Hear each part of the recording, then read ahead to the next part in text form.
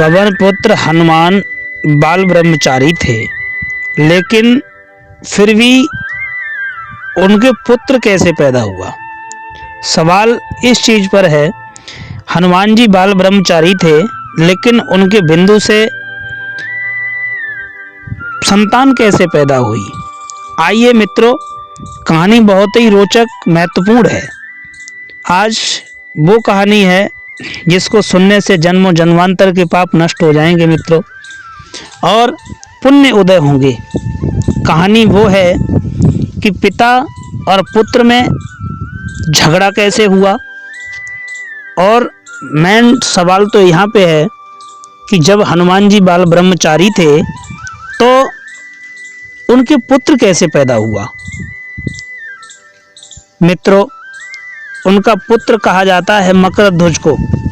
मकरध्वज जो था वो हनुमान जी का पुत्र कहलाता है। एक कथा, एक कहानी बहुत ही रोचक है, उसी मकरध्वज की कहानी है। मित्रों, हमारे इस YouTube चैनल भक्ति से भगवान तक में आपका पुनः एक बार फिर स्वागत है। हमारे चैनल में आपका वंदन व अभिनंदन है। कहानी को शुरू करने से पहले हम आपसे एक आग्रह करना चाहेंगे कि आप हमारे चैनल पर नए दर्शक मेहमान बन करके आए हैं तो कृपया हमारे चैनल को सब्सक्राइब कर लें और बेल आइकन को दबाएं, जिससे हम नई नई वीडियो रोज अपलोड करें उसका नोटिफिकेशन सबसे पहले आपके पास में पहुंच सके। मित्रों, आपका एक सब्सक्राइब हमारे लिए महत्वपूर्ण है। हमें उम्मीद नहीं बल्कि पूर्ण विश्वास है कि आप हमारे चैनल को जरूर सब्सक्राइब करेंगे। आइए अधिक समय न लेते हुए सीधे कहानी की तरफ लेकर के चलेंगे। कहानी बहुत ही रोचक है, बहुत ही सुंदर है। इस कहानी को शुरू से अंत तक सुने, तभी ये कहानी आपके समझ में आएगी कि हनुमान जी बाल ब्रह्मचारी थे लेकिन इनके बिंदु से संतान कैसे पैदा हुई। मित्रों, आइए कहानी की तरफ देखते हैं। वाल्मीकि रामायण के अनुसार लंका जलाते समय आग की तपिश के कारण हनुमान जी को बहुत पसीना आ रहा था। जब लंका में आग लगाई बजरंगबली ने तो इनको बहुत तेजी से पसीना आने लगा। इसलिए लंका दहन के बाद जब उन्होंने अपनी पूंछ में लगी आग को बुझाने के लिए समुद्र में छलांग लगाई तो उनके शरीर से पसीना की एक बड़ी सी बूंद समुद्र में गिर पड़ी। यानी पसीना की एक बूंद समुद्र में जब गिर पड़ी, उस समय एक बड़ी मछली ने भोजन समझकर वह बूंद निगल ली, यानी वो बूंद खा ली। पसीना की बूंद मछली ने खा ली। इसके उदर में जाकर के वह बूंद एक शरीर में बदल गई।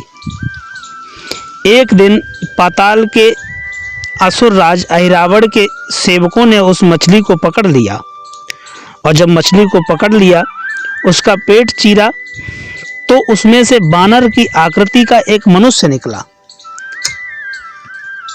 मछली को जब पकड़ लिया, उसका पेट चीरा तो उसमें से मनुष्य की आकृति का, बानर की आकृति का एक मनुष्य निकला। वे उसे अहिरावण के पास ले गए। अहिरावण ने उसे पातालपुरी का रक्षक नियुक्त कर दिया। यही बानर पुत्र मकरध्वज के नाम से प्रसिद्ध हुआ। मित्रों, कहानी बहुत ही सुंदर है, ध्यान पूर्वक सुने। जब राम रावण युद्ध हो रहा था तब रावण की आज्ञा अनुसार अहिरावण राम लक्ष्मण का अपहरण कर उन्हें पातालपुरी ले गया। उनके अपहरण से वानर सेना भयभीत व शोकाकुल हो गई, लेकिन विभीषण ने यह भेद हनुमान के समक्ष प्रकट कर दिया। तब राम लक्ष्मण की सहायता के लिए हनुमान जी पातालपुरी पहुंचे। जब हनुमान जी पातालपुरी में पहुंचे, जब उन्होंने पाताल के द्वार पर एक बानर को देखा तो वे आश्चर्यचकित हो गए। बानर को देख करके उन्होंने मकरध्वज से उसका परिचय पूछा। मकरध्वज अपना परिचय देते हुए बोला, मैं हनुमान पुत्र मकरध्वज हूँ, मैं पातालपुरी का द्वारपाल हूँ। पूरा परिचय उसने जब बताया तो बजरंगबली यानी हनुमान जी असमंजस में पड़ गए। जब उसने अपना परिचय बताया, मकरध्वज की बात सुनकर के हनुमान क्रोधित होकर बोले, यह तुम क्या कह रहे हो दुष्ट, मैं बाल ब्रह्मचारी हूँ, फिर भला तुम मेरे पुत्र कैसे हो सकते हो? हनुमान जी ने यह कहा कि मैं बाल ब्रह्मचारी हूँ, तुम मेरे पुत्र कैसे हो सकते हो? हनुमान का परिचय पाते ही मकरध्वज उनके चरणों में गिर गया और उन्हें प्रणाम कर अपनी उत्पत्ति की कथा सुनाई। हनुमान जी भी उनकी बात को मान लिया, मकरध्वज की बात को मान लिया कि वह उनका ही पुत्र है।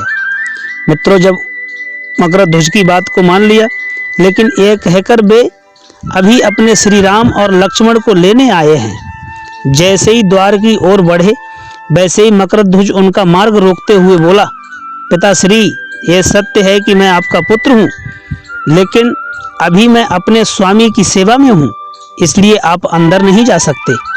मकरध्वज ने यह कहा कि अब मैं तुम्हारा पुत्र तो ठीक हूँ, लेकिन अभी मैं अपने स्वामी की सेवा में हूँ, द्वार पे पहरेदारी पे हूँ, अभी आपको मैं अंदर नहीं जाने दूंगा। हनुमान जी ने मकरध्वज को अनेक प्रकार से समझाने का प्रयास किया, किंतु वह द्वार से नहीं हटा। तब दोनों में घोर युद्ध शुरू हो गया।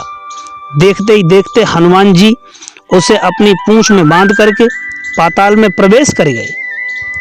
पाताल में प्रवेश जब कर गए हनुमान सीधे देवी मंदिर में पहुंचे, जहां ऐरावण राम लक्ष्मण की बलि देने वाला था।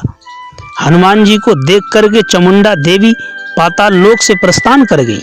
हनुमान जी को देख करके चामुंडा देवी जो मंदिर में थी, वो पाताल लोक के लिए प्रस्थान कर गई। तब हनुमान जी देवी रूप धारण करके वहां स्थापित हो गए। कुछ देर के बाद ऐरावण वहां आया और पूजा अर्चना करके जैसे ही उसने राम लक्ष्मण की बलि देने के लिए तलवार उठाई, वैसे ही भयंकर गर्जन करते हुए हनुमान जी प्रकट हो गए और उसी तलवार से ऐरावण का वध कर दिया। उन्होंने राम लक्ष्मण को बंधन मुक्त किया।